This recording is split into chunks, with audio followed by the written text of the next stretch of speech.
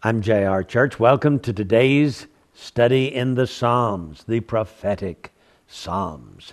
I want to introduce you to Psalms 1 and 2. These two chapters in the introduction of the Psalms actually tell the theme of the entire book.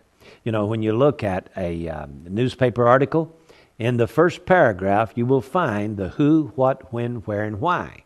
These 5 W's. I learned that when I took how to write a newspaper article in college. The who, what, when, where, and why is found in the opening chapter of every book you will pick up. You've got to know what the book is about.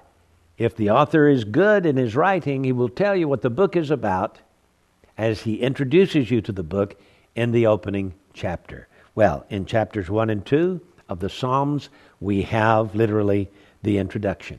So let us begin with Psalm 1. Blessed is the man. Let me stop there and tell you that the man is Israel. When David first began to write the Psalms, and he wrote, Blessed is the man, the rabbis say that he picked up Moses' last words. In the last chapters of the book of Deuteronomy, Moses wrote of the people, and he said, Happy art thou, O Israel, who is like unto thee. That's Deuteronomy 33:29. And so, Happy art thou, O Israel, became the theme of the Psalms. Blessed is the man is the same basic statement that Moses concluded his book, David introduces his. So, what Moses left off, David picks up, blessed is the man. But the man is not just a righteous man, he is the man. He is Israel. Goes on to say, in verse 3, he shall be like a tree planted by the rivers of water, that bringeth forth his fruit in his season. In other words, Israel is going to bring forth fruit one of these days. But if you'll notice here, this little word planted in verse 3, in the Hebrew, it is replanted. Oh yes.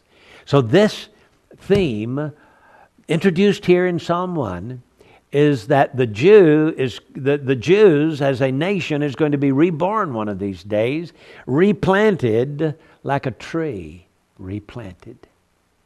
Now, these two metaphors were actually used by the nation of Israel, the government of Israel, when they minted their commemorative coin for 1948.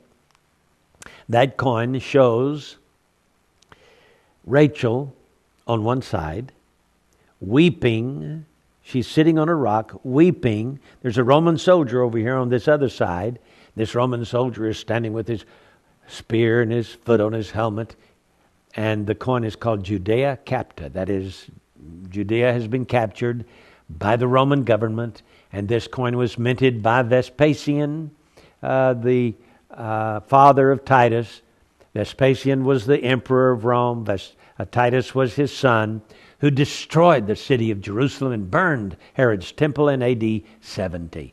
So in commemoration of this destruction of the Jewish nation, they produced this coin. And they put Rachel on the front of that coin weeping, because they had heard of the verse that Rachel is weeping over her children. There is a weeping and wailing in Ramah. Rachel weeping over her children because they are not. That is, they're dead. This is the coin. Well, in 1948, Israel pictures on the front of their coin. Back side of the coin is this Judea Capta. Front side of the coin is Israel liberated. That's the words around the perimeter of the coin. And on the coin, they have Rachel holding up a baby boy. See, blessed is the man. And on the other side of the coin, where the Roman soldier once stood, there is a man planting a fig tree. The two metaphors from Psalm 1, blessed is the man, the baby. He shall be like a tree replanted, the planting of the fig tree. It's all on the commemorative coin. Oh, the fig tree?